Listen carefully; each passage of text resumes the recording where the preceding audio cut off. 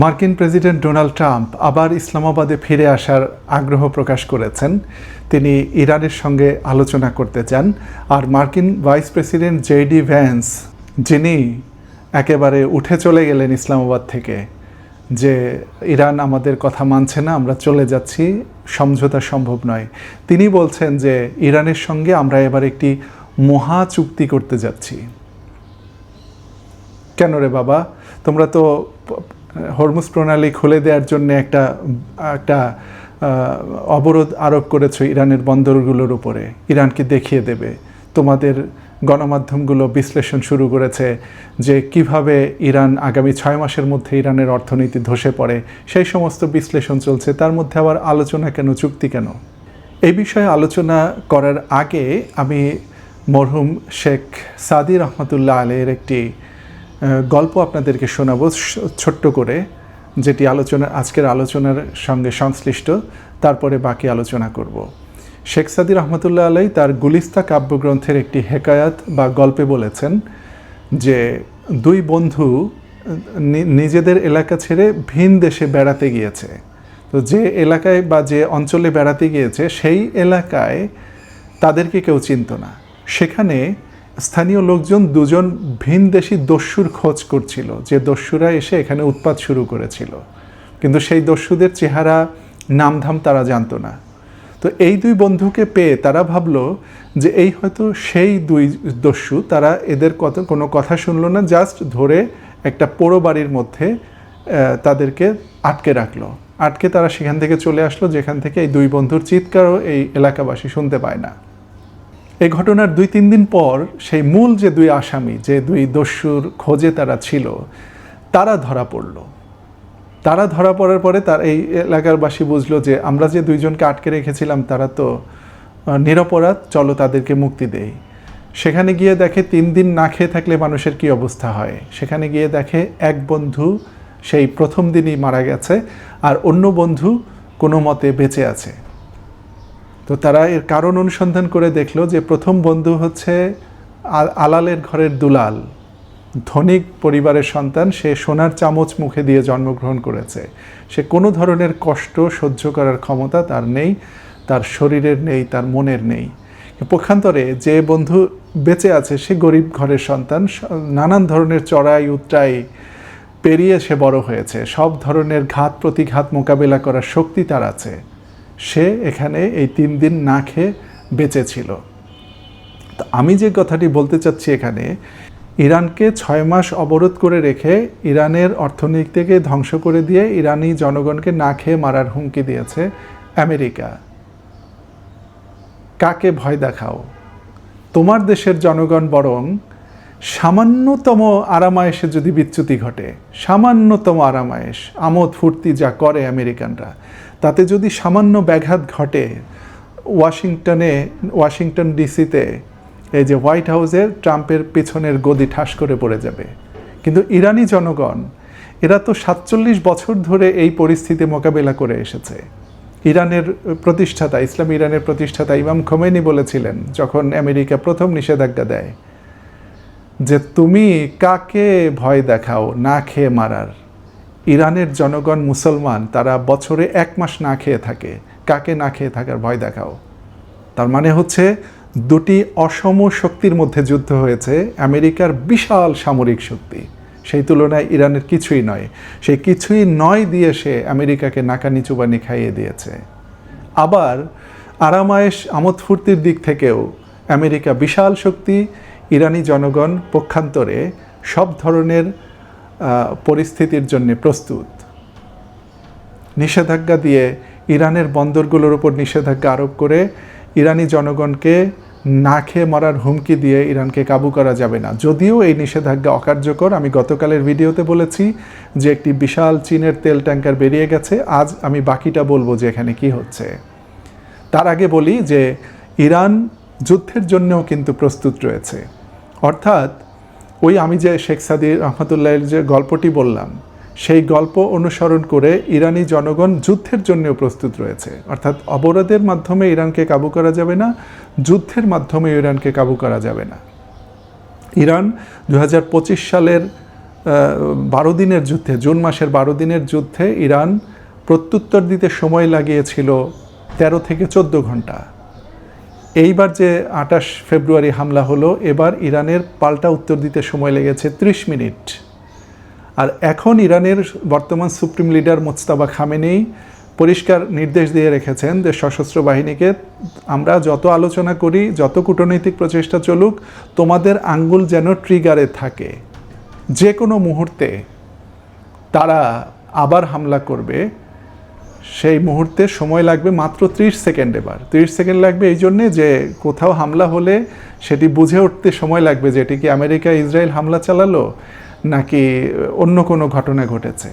যখন নিশ্চিত হবে 30 সেকেন্ডে যে হ্যাঁ আমেরিকা হামলা করেছে, 30 সেকেন্ডের মধ্যে পাল্টা হামলা শুরু হবে।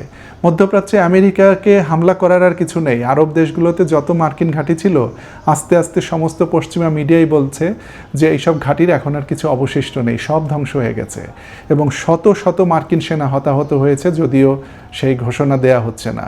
বাকি যেসব সেনা ছিল তাদেরকে বিভিন্ন জায়গায় সরিয়ে নেওয়া হয়েছে।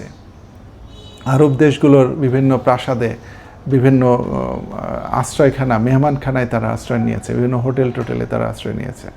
অর্থাৎ ইরানের পক্ষে এই মধ্যপ্রাচ্যে হামলা চালানোর মতো আমেরিকার আর কিছু অবশিষ্ট নেই। সে হামলা চালাবে ইসরায়েলে এবং তারপরে হামলা চালাবে আমেরিকা। এখন যেসব জায়গায় হামলা চালাবে তার টিট ফর ট্যাট হবে। অর্থাৎ যদি এখন ইরানের জ্বালানি খাতে হামলা চালায়, তাহলে এইসব আরব দেশের জ্বালানি খাতে হামলা হবে। যদি ইরানের অন্য কোনো বেসামরিক স্থাপনায় হামলা চালায়, তাহলে ইরান সেই সব স্থাপনায় হামলা চালাবে। যদি ইরানের সেতু উড়িয়ে দেয়, আরব দেশগুলোর সেতু উড়িয়ে দেবে। এই জন্য এখন আরব দেশগুলো মনে প্রাণে চাচ্ছে, আমেরিকাকে চেপে ধরেছে যে বাবা আর যুদ্ধ করো না, যুদ্ধ যা হয়েছে হয়েছে, এখন তুমি যে কোনোভাবেই হোক, আলোচনার মাধ্যমে হোক, যেভাবে হোক, তুমি ইরানের কাছ থেকে দাবি আদায় করো, যা পারো ইরানের সাথে চুক্তি করে এখান থেকে চলে যাও। আমরা আর আরেকটি যুদ্ধের ধকল নেয়ার মতো অবস্থায় নেই। আর ইসরায়েলের অবস্থা কতটা খারাপ আপনি দেখেন। ইসরায়েল এই যুদ্ধ শেষ হওয়ার পরে এখন কিন্তু আলোচনায় আর নেই। ইসরায়েল আছে লেবানন নিয়ে, হিজবুল্লাহর হামলা সামলাতেই তার প্রাণ আধামরা হয়ে গেছে, প্রাণ ওষ্ঠাগত হয়ে গেছে। সে ওয়াশিংটনে প্রতিনিধি পাঠিয়েছে লেবাননের সাথে আলোচনা করতে। ইরান আমেরিকা আলোচনার ধারে কাছেও সে নেই।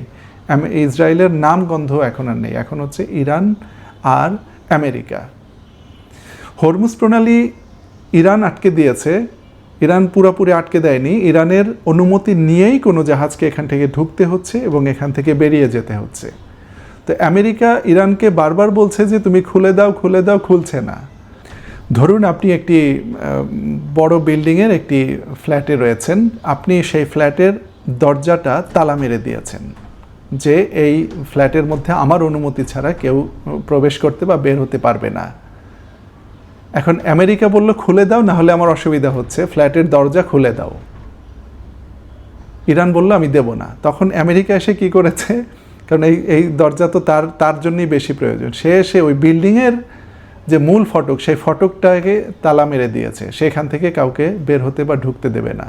তাহলে যে কারণে সে হরমুজ প্রণালী খুলতে চেয়েছিল, সে তার বিপরীত কাজটি করেছে। অর্থাৎ আমেরিকা ডাবল তালা মেরে দিয়েছে হরমুজ প্রণালীতে। তাহলে কার লাভ কার ক্ষতি?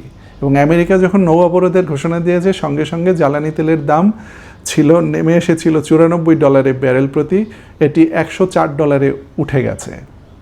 আমেরিকা দেখছে বিপদ, এখন আবার আলোচনার কথা বলছে। আলোচনার কথা বলার পরে সেই তেলের দাম আবার $100 নিচে নেমে এসেছে। অর্থাৎ আমেরিকার কাছে এখন পরিষ্কার যে হরমুজ প্রণালীর নিয়ন্ত্রণ এখন ইরানের হাতেই ছেড়ে দিতে হবে, এবং ইরানের হাত থেকে নিতে চাইলেই তেলের দাম বেড়ে যাবে এবং বিশ্বব্যাপী চাপ তৈরি হবে।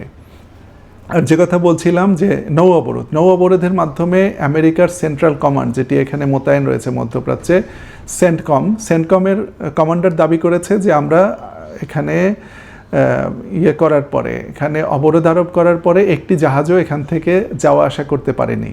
কিন্তু আমি নিশ্চিতভাবে বলছি, আমি ইরানের সূত্র থেকে এবং নিরপেক্ষ সূত্র থেকে যেসব খবর পাওয়া যাচ্ছে, যে ডাটা বলছে যে এখান থেকে যতগুলো জাহাজ এই আমেরিকা অবরোধ আরোপ করার আগে যেসব জাহাজ চলতো ইরানের অনুমতি নিয়ে, সেই জাহাজগুলোই চলেছে এবং গত 24 ঘন্টায় 6টি বিশাল বিশাল তেল ট্যাঙ্কার এখান থেকে বেরিয়ে গেছে।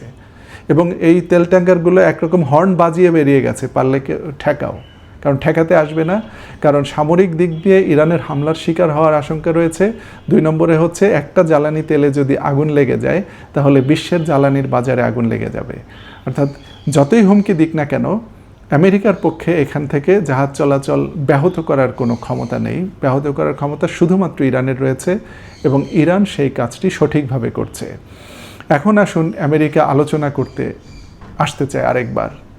মার্কিন প্রেসিডেন্ট ডোনাল্ড ট্রাম্প বলেছেন যে জেডি ভ্যান্স যে গত সপ্তাহে ইসলামাবাদে গিয়েছিল, ওখানে ওই গরুর খুরের নেহারি তার খুব সুস্বাদু লেগেছে। অর্থাৎ জেডি ভ্যান্স এর আগে কোনো দিন গরুর খুরের নেহারি খায়নি, ইসলামাবাদে যেটা খেয়েছে সেটি তার অনেক মজা লেগেছে এবং এটি খাওয়ার জন্য আবার সে আসতে চায়। জেডি ভ্যান্স নেহারি খেতে আসতে চায়। কি পরিমাণ নাকানি চুবানি আমেরিকা ইরানের হাতে খেয়েছে যে সে আবার আসতে চায়। দেখেন, এখান থেকে ইরান চলে যাওয়ার পরে ইরান কিন্তু একটা শব্দও বলেনি। ইরান শুধু বলেছে যে আমেরিকা যে দাবি দেওয়া তুলছে সেটি অনাকাঙ্ক্ষিত, অপ্রত্যাশিত, অবৈধ এবং অন্যায্য, তাই আমরা সেটি মানতে পারিনি বলে ইরান চুপচাপ বসে আছে। ইরান কিন্তু আর কারোর কাছে প্রতিনিধি দল পাঠায়নি, কারোর সাথে আলোচনা করার জন্য আগ্রহ প্রকাশ করেনি। কিন্তু ট্রাম্প বলছে যে ইরান মরিয়া হয়ে উঠেছে আবার আলোচনা করার জন্য, চুক্তি করার জন্য। তো ইরান মরিয়া হয়ে উঠেছে, ইরানকে আগাতে দাও। তুমি কেন বারবার ইরানের পক্ষ হয়ে কথা বলছো? ইরান মরিয়া হলে তো ইরানের মুখ থেকে আসবে যে বাবারে আমি মরিয়া হয়ে গেছি, ট্রাম্প বাবা তুমি আসো, তুমি আসো। ইরান তো যাচ্ছে না। আমেরিকার প্রতিবেশী হচ্ছে কানাডা। ইরানের যদি প্রয়োজন হতো ইরান কানাডাকে গিয়ে পা ধরতো যে বাবারে তুমি একটু ট্রাম্পের সঙ্গে আলোচনা করে একটা চুক্তি করিয়ে দাও। না, ইরান তো যায়নি ওইদিকে, ইউরোপেও যায়নি। তুমি এসেছো ইরানের প্রতিবেশী পাকিস্তানের প্রধানমন্ত্রী শাহবাজ শরীফের হাত পা ধরে যে বাবারে আলোচনায় বসাও। পাকিস্তানের সেনাপ্রধান ফিল্ড মার্শাল আসিম মুনির, তাকে ধরেছ। এখনও ওদেরকে ধরেই তুমি আবার আসার চেষ্টা করছো, কিন্তু বাইরে নাম দিচ্ছ যে ইরান চাচ্ছে। ঠিক আছে, তাও ইরান কিছু বলবে না। ইরান এখন পর্যন্ত ট্রাম্পের কোনো কথার উত্তর দেওয়ার কোনো রুচিও এখন আর ইরানের নেই।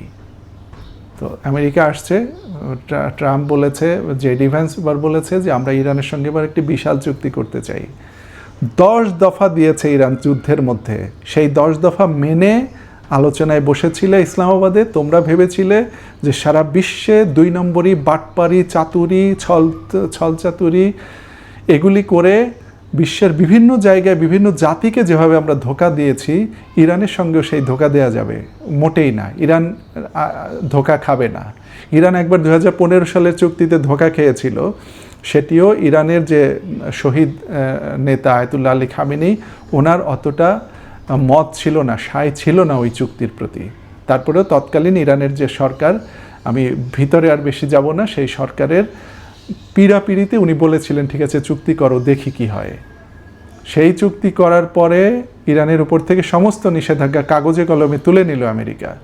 কিন্তু বাস্তবে সে প্রত্যেকটা দেশকে সারা বিশ্বে বলে দিয়েছে যে কোনো ধরনের নিষেধাজ্ঞা ওঠেনি, ইরানের সঙ্গে কেউ লেনদেন করবে না যতদিন চুক্তি বহাল ছিল। আর চুক্তি এরপরে ট্রাম্প যখন বেরিয়ে গেল চুক্তি থেকে, তখন তো সেটি একটা অকার্যকর চুক্তিতে পরিণত হলো। কিন্তু যতক্ষণ চুক্তি বহাল ছিল ততক্ষণ পর্যন্ত আমেরিকা এই চুক্তি মানেনি। বাংলাদেশে আমার এক পরিচিত ব্যবসায়ী যিনি ইরানের সঙ্গে ব্যবসা করেন, তিনি আমাকে বলেছেন যে ওই চুক্তি হওয়ার পরে আমাকে দেখা গেল যে আমাকে এলসি খুলতে দিচ্ছে না ইরানের সঙ্গে। তা আমি বাংলাদেশ ব্যাংকের একজন পরিচালকের সঙ্গে নিজে গিয়ে দেখা করলাম যে ভাই আপনি কেন এলসি খুলতে দিচ্ছেন না, কারণ নিষেধাজ্ঞা তো উঠে গেছে।